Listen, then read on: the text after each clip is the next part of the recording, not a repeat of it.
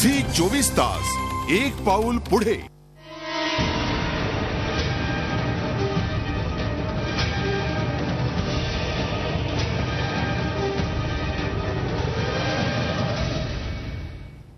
IPL clean board या विषयावर आपण चर्चा करतो। या दुसऱ्या भागामध्ये आपलं स्वागत।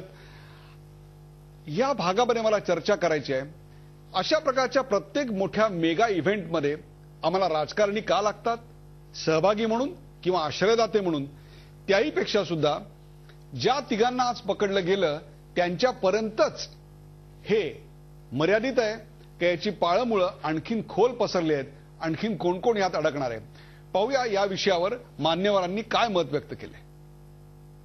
हा तमाशा बंद करा असं म्हणतो आम्ही। काही दिवस हा तमाशा बंद करा, याची काही गरज नव्हती। कुठे जेव्हा आयपीएल सुरू झालं तेव्हा त्याचे प्रमुख होते मोदी, ललित मोदी। कुठेच ललित मोदी? ललित मोदी परदेशामध्ये लपून बसलेत, पोलीस त्यांना शोधतायत। का लपून बसलेत?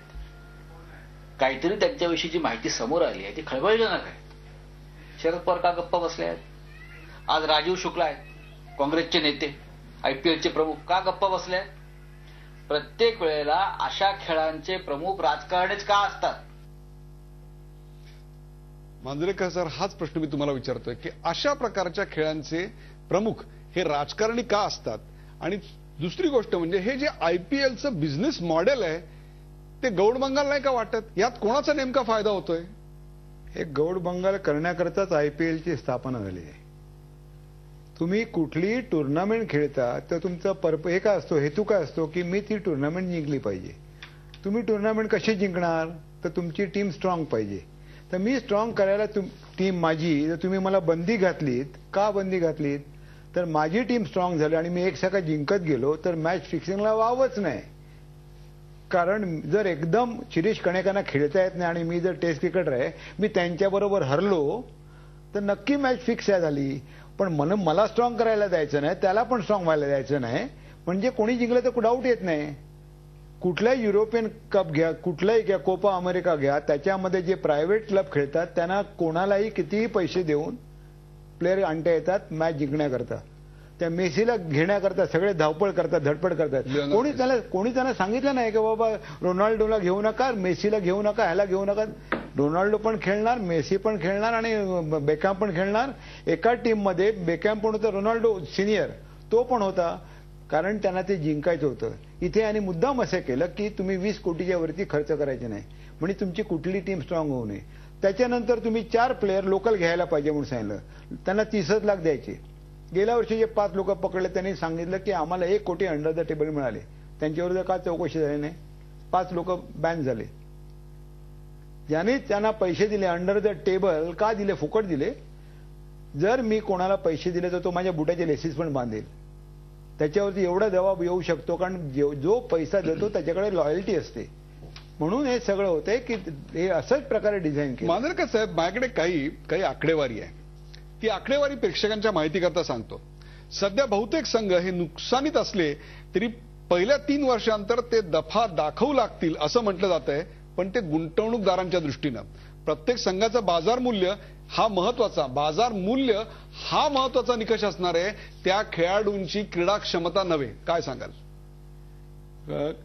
ह्या जेव्हा पहिल्या वर्षी आलं बिझनेस मॉडेल म्हणून, तेव्हा विकिपीडिया वाचला पहिल्या वर्षाच्या आयपीएल नंतर तर फक्त 2 क्लबनी प्रॉफिट केला।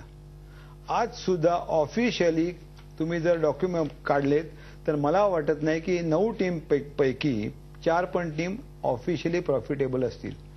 आज तुम्ही सांगा मला की ज्यांनी कधीही मुंबईची टीम स्पॉन्सर नाही केली ते मुंबई इंडियन चालवतात, ज्यांनी कधी कलकत्त्याची टीम चालू नाही केली, स्पॉन्सर नाही केली, 1 पैसा पण दिला नाही, ते कलकत्त्याचे नाईट रायडर चालवतात। आज कोणी कुठल्याही चालवतो, त्यांना आजच इंटरेस्ट का आला? बेंगलोरची टीम विजय मल्ल्याने कधी पैसे दिले, कधी कोचिंगला दिली, त्यांची अकॅडमी करायला दिली?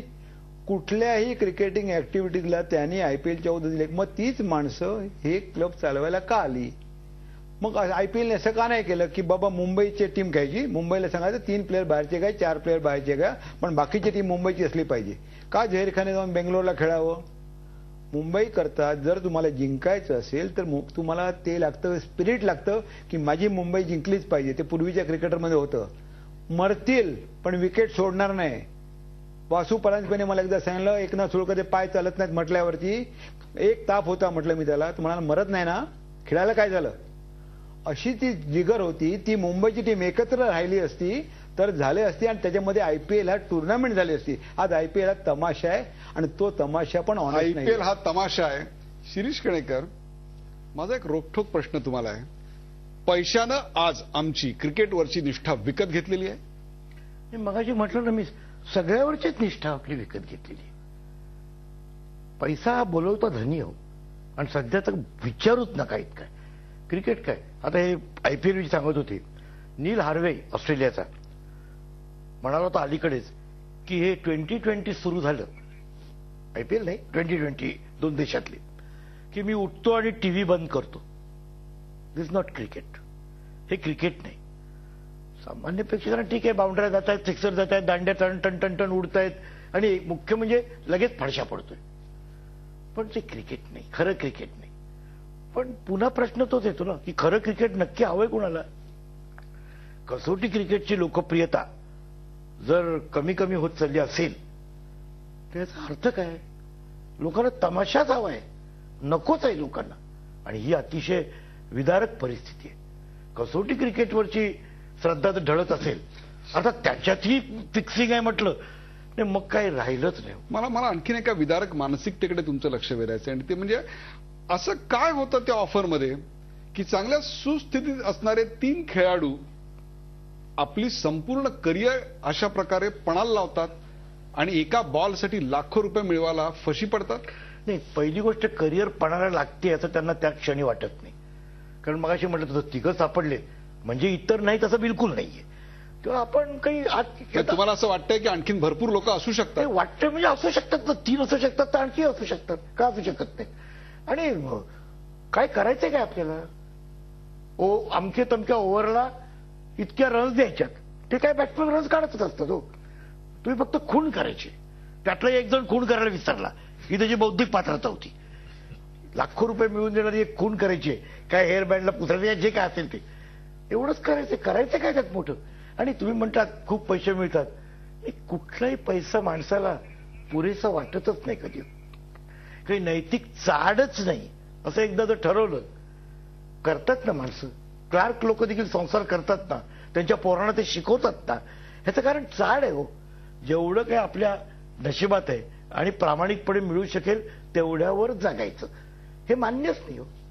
त्यांच्या डोळ्यासमोर घटना आहेत ना, यांनी घेतले त्यांनी घेतले, आपल्यापेक्षा त्यांना जास्त माहित असेल ना. याच भागावर मी चर्चा करणार आहे आणि पुढच्या भागामध्ये हा प्रश्न विचारणार आहे की सचिन तेंडुलकर होता, ज्या टीममध्ये राहुल द्रविड होता, त्या टीम मधले त्यांचे आदर्श का बरं आम्हाला ठेवावेसे वाटले नाहीत. आणि असे आदर्श आम्ही डोळ्यासमोर ठेवले की ज्याच्यातनं आपणच नव्हे तर आपल्या कुटुंबालाही लांछन लागलं. याचीच आपण चर्चा करणार आहोत पुढल्या भागामध्ये. कुठे जाऊ नका, पाहत राहा झी 24 तास. आपण पाहताय आयपीएल क्लीन बोल्ड.